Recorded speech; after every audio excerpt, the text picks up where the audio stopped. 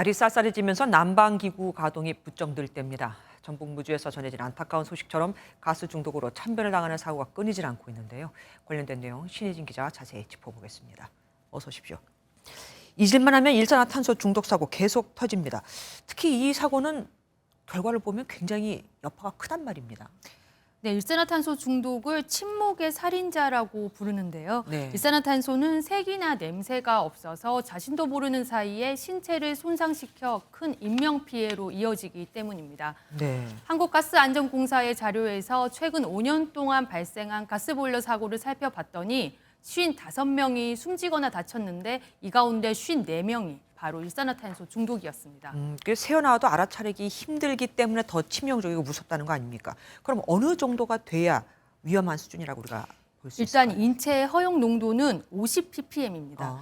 그런데 환기가 되지 않는 곳에서 200ppm으로 2시간 정도 노출되면 두통이 일어날 수 있고 800ppm이면 실신, 1600ppm이면 2시간 안에 목숨을 잃을 수 있습니다. 사실 ppm이라고 하면 어느 정도인지 잘 느껴지기 어렵죠. 그게 문제입니다. 네, 지난해 12월 부산 소방재난본부에서 일산화탄소 중독 실험을 했는데요. 밀폐된 1인용 텐트 안에 수출 태우는 화로를 넣으니까 15초 만에 일산화탄소 주의 경보음이 울렸습니다. 15초. 허용치인 6배인 300ppm이 측정됐고요. 2분 만에 일산화탄소 농도가 2000ppm까지 치솟았습니다. 환기가 제대로 되지 않는다면 그야말로 순식간에 일산화탄소 농도가 치솟을 수 있습니다. 그러니까 더 이상 일어나서는 안 된 사고 아니겠습니까? 그런데 계속해서 일어나고 있어요. 네, 많은 분들이 2018년도 고등학생 10명의 사상자를 낸 강릉 펜션 사고를 기억하실 텐데요. 맞습니다. 그때도 부실 시공인 보일러 연통에서 배기가스가 새어나와 참변이 빚어졌습니다.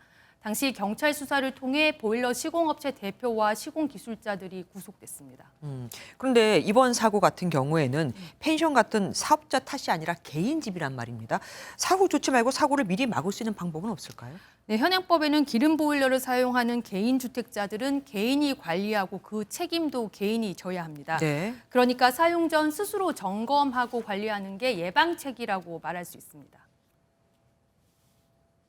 기름 보일러도 처음에 스타트할 때는 연기가 많이 나요. 그게 그냥 몇 년씩 방치하면은 연통 나가는 부분이 이렇게 꼬꾸라져 있거든. 거기가 막힐 수도 있잖아요. 그런데 이번 사고처럼 홀로 사시거나 아니면 고령인 분들은 이게 어렵지 않습니까? 네, 그렇습니다. 이번 무주 사고처럼 기름 보일러를 사용자가 홀로 사는 고령자나 취약계층일 경우 사고 위험에 사각지대에 놓여 있다는 지적이 나오고 있습니다.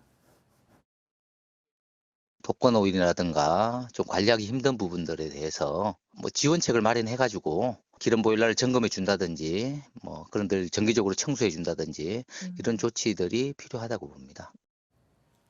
네.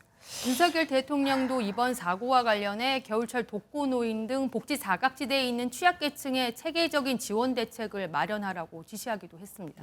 그러니까 이런 사고들이 더 이상 일어나지 않도록 개인도 물론 주의겠지만 제도적인 보완도 좀 뒷받침됐으면 좋겠습니다. 신 기자 감사합니다. 안녕하세요. 김주하입니다. 공정하고 신속한 MBN 뉴스 유튜브를 통해서도 만나보실 수 있습니다. 특히 더 많은 뉴스와 라이브를 보고 싶으시다면 오른쪽을 눌러서 구독하시면 됩니다. 어렵지 않죠? 빠르고 정확한 뉴스로 계속 찾아뵙겠습니다. MBN 뉴스를 시청해 주신 여러분 고맙습니다.